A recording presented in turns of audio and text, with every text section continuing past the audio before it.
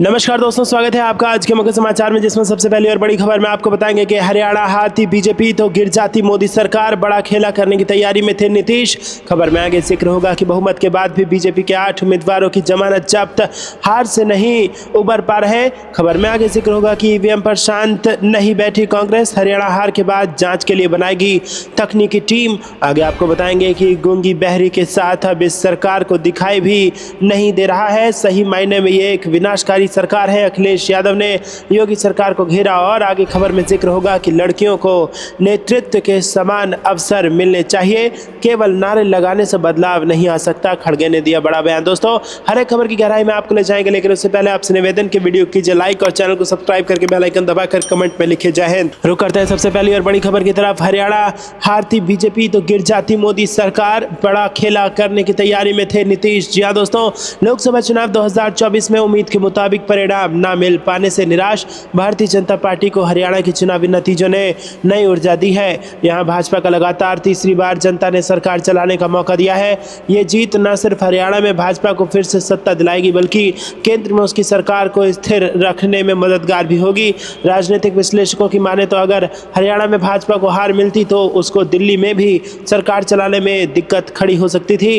राजनीतिक विश्लेषक और जनसुराज के संस्थापक प्रशांत किशोर भी कई बार कह चुके हैं कि आगामी 4-5 विधानसभा चुनाव नरेंद्र मोदी सरकार की स्थिरता के लिए काफी महत्वपूर्ण होंगे। अगर इन चुनावों में बीजेपी हारती है तो उसकी केंद्र वाली सरकार खतरे में आ सकती है। सियासी गलियारों में चलने वाली चर्चाओं की माने तो केंद्र की नरेंद्र मोदी सरकार की मजबूती हरियाणा, जम्मू कश्मीर, झारखंड और महाराष्ट्र के विधानसभा चुनाव पर निर्भर है। इनमें हरियाणा में बीजेपी ने सत्ता में वापसी कर ली है, वहीं जम्मू कश्मीर में पार्टी ने 29 सीटें जीतकर पिछली बार की तुलना में बेहतर प्रदर्शन किया। अब सबकी नजर झारखंड और महाराष्ट्र में होने वाले विधानसभा चुनावों पर है। रुक करते हैं अगली ब्रेकिंग न्यूज की तरफ। बहुमत के बाद भी बीजेपी के 8 उम्मीदवारों की जमानत जब्त, हार से नहीं उबर पा रहे। जी हां दोस्तों, आपको बता दें कि हरियाणा के विधानसभा चुनाव में कांग्रेस भले ही हार गई, लेकिन उसके सिर्फ 3 उम्मीदवारों की जमानत जब्त हुई है। भाजपा के पूर्ण बहुमत के बाद उसके 8 प्रत्याशियों की जमानत जब्त हो गई है। कांग्रेस के जिन विधानसभा क्षेत्रों में कांग्रेस उम्मीदवार की जमानत जब्त हुई है, वहां पार्टी के बागी उम्मीदवारों के कारण ऐसे हालत बने। 5 साल पहले हुए विधानसभा चुनाव में भाजपा के 3 और कांग्रेस के 27 उम्मीदवारों की जमानत जब्त हुई थी। दोस्तों, यहां पर आपको बता दें कि बहुमत तो मिल गया भारतीय जनता पार्टी को, लेकिन जमानत बहुत ज्यादा उम्मीदवारों ने जब्त करा ली, जो ऐसा कहा जा सकता है कि जीत कर भी हारी है भारतीय जनता पार्टी। आपको क्या लगता है कमेंट में जरूर बताइए। वीडियो को लाइक नहीं किया तो लाइक जरूर कीजिएगा। रुक करते हैं अगली ब्रेकिंग न्यूज की तरफ। ईवीएम पर शांत नहीं बैठी कांग्रेस, हरियाणा हार के बाद जांच के लिए बनाएगी तकनीकी टीम। जी हां दोस्तों, कांग्रेस पार्टी ने गुरुवार को हरियाणा विधानसभा चुनावों में ईवीएम से जुड़ी शिकायतों और कथित अनियमितताओं की जांच के लिए एक तकनीकी टीम गठित करने का निर्णय लिया है। यह फैसला पार्टी द्वारा दिल्ली में आयोजित एक बैठक के बाद लिया गया, जहां चुनाव परिणामों पर चर्चा की गई। हरियाणा चुनाव में कांग्रेस को केवल 37 सीटों पर जीत हासिल हुई है, जो पार्टी के लिए एक झटका साबित हुआ है। दोस्तों, इससे पहले कांग्रेस ने बुधवार को ईवीएम में पाई गई उन अनियमितताओं की जांच की मांग की थी जो वोटों की गिनती के दौरान सामने आई थी। पार्टी नेताओं ने मांग की है कि इन ईवीएम को सील किया जाए और तब तक सुरक्षित रखा जाए जब तक जांच पूरी नहीं हो जाती। पार्टी के वरिष्ठ नेताओं के एक प्रतिनिधिमंडल ने चुनाव आयोग के शीर्ष अधिकारियों से मुलाकात की है। मुलाकात करने वालों में पूर्व मुख्यमंत्री भूपेंद्र सिंह हुड्डा, अशोक गहलोत, एआईसीसी के सदस्य केसी वेणुगोपाल, जयराम रमेश, अजय माकन, पवन खेड़ा के साथ हरियाणा कांग्रेस अध्यक्ष उदय भान शामिल थे। इस मुलाकात के दौरान उन्होंने हरियाणा के विभिन्न निर्वाचन क्षेत्रों से आई विशेष शिकायतों को लेकर एक ज्ञापन सौंपा। पार्टी ने दावा किया कि कम से कम 20 शिकायतें मिली थी, जिनमें से 7 औपचारिक रूप से लिखित शिकायतें थी। कई शिकायतों में ये आरोप लगाया गया कि कुछ ईवीएम की बैटरी क्षमता 99% तक बनी रही, जबकि औसत ईवीएम की क्षमता केवल 60 से 70% के बीच थी। कांग्रेस ने इन स्पष्ट विसंगतियों को हरियाणा चुनाव में गंभीर मुद्दा बताया और चुनाव आयोग से इसकी जांच की मांग कर दी। पार्टी ने अपने ज्ञापन में उल्लेख किया कि वोटों की गिनती एक निष्पक्ष, पारदर्शी और जवाबदेह तरीके से होनी चाहिए, ताकि चुनावी प्रक्रिया संविधान में वर्णित निष्पक्ष चुनाव और समान स्तर के सिद्धांतों का पालन कर सके। रुक करते हैं अगली ब्रेकिंग न्यूज की तरफ। गूंगी बहरी सरकार के साथ अब इस सरकार को दिखाई भी नहीं दे रहा, सही मायने में ये एक विनाशकारी सरकार है। है, अखिलेश यादव ने लगाया आरोप। जी दोस्तों, समाजवादी पार्टी के अध्यक्ष अखिलेश यादव ने कहा कि जयप्रकाश नारायण की जयंती के दिन JPNIC के म्यूजियम में जाकर उनकी जयंती मनाते हैं, लेकिन पता नहीं क्या कारण है कि आज सरकार हमें रोक रही है, माल्यार्पण नहीं करने दे रही है। भाजपा ने हर अच्छा काम रोका है, लेकिन आज हम लोग सड़क पर खड़े होकर अगर जयप्रकाश नारायण को याद भी कर रहे हैं तो ये सरकार हमें रोकना चाहती है कि हम माल्यार्पण ना करें, लेकिन हम लोगों ने यहाँ सड़क पर ही माल्यार्पण कर दिया।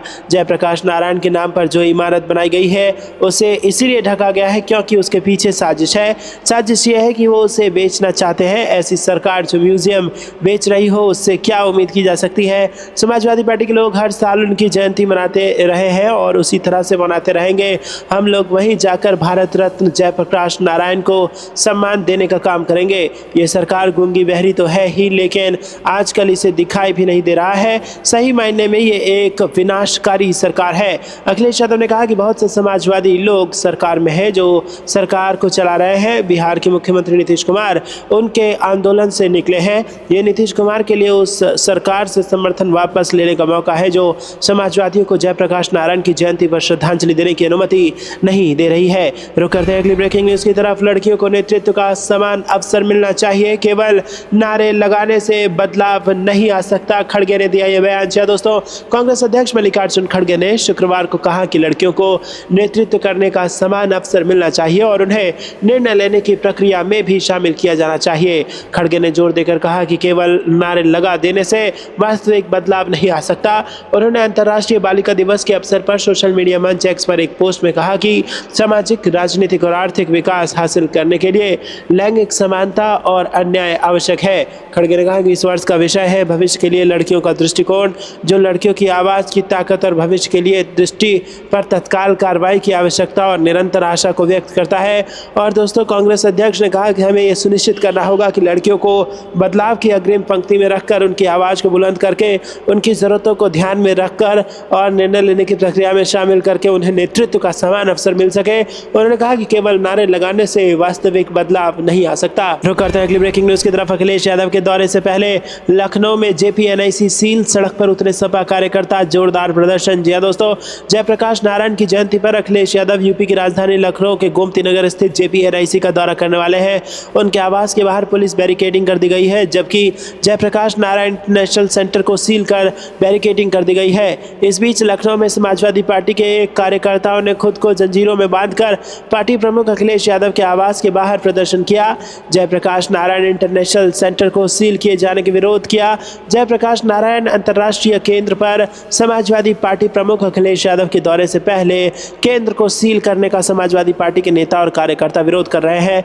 उत्तर प्रदेश विधानसभा में नेता प्रतिपक्ष और समाजवादी पार्टी नेता माता प्रसाद पांडे ने कहा कि जयप्रकाश नारायण आज़ादी की लड़ाई में हमारे बड़े नेता थे, स्वतंत्रता सेनानी थे और उन्हें सभी पार्टियों के नेताओं का सम्मान प्राप्त है।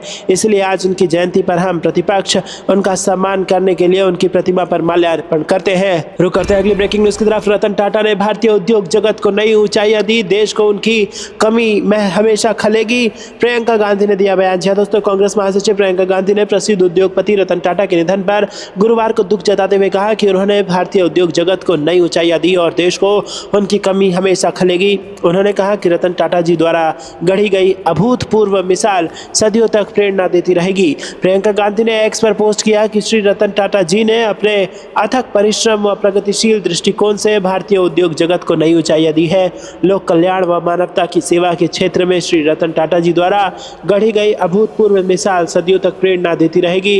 उन्होंने कहा कि देश को उनकी कमी हमेशा खलेगी। श्री रतन टाटा जी के परिजनों एवं प्रियजनों के प्रति मेरी गहरी संवेदनाएं, ईश्वर उन्हें श्री चरणों में स्थान दे। ओम शांति। रुक करते हैं अगली ब्रेकिंग न्यूज की तरफ। बीजेपी सरकार में हुए कोविड घोटाले की जांच करेगी SIT। सिद्धरामैया सरकार ने आयोग की रिपोर्ट पर लिया फैसला। कर्नाटक से बड़ी खबर। जी दोस्तों, कर्नाटक सरकार ने गुरुवार को कोविड-19 घोटाले से जुड़ी रिपोर्ट पर आगे की कार्रवाई के लिए SIT और एक कैबिनेट उप समिति गठित करने का फैसला किया है। न्यायमूर्ति माइकल टी कुन्हा जांच आयोग ने भारतीय जनता पार्टी के सत्ता में रहने के दौरान कोविड-19 महामारी के समय उपकरणों और दवाओं की खरीद में कथित अनियमितताओं की जांच करने के बाद ये रिपोर्ट दी है। मुख्यमंत्री सिद्धारमैया की अध्यक्षता में गुरुवार को हुई कैबिनेट की बैठक में ये फैसला किया गया है। कानून और संसदीय मामलों के मंत्री एच.के. पाटिल ने बाद में संवाददाताओं से कहा कि 31 अगस्त को 11 खंडों में प्रस्तुत आंशिक रिपोर्ट में जांच आयोग ने 7,223.64 करोड़ रुपए के खर्च की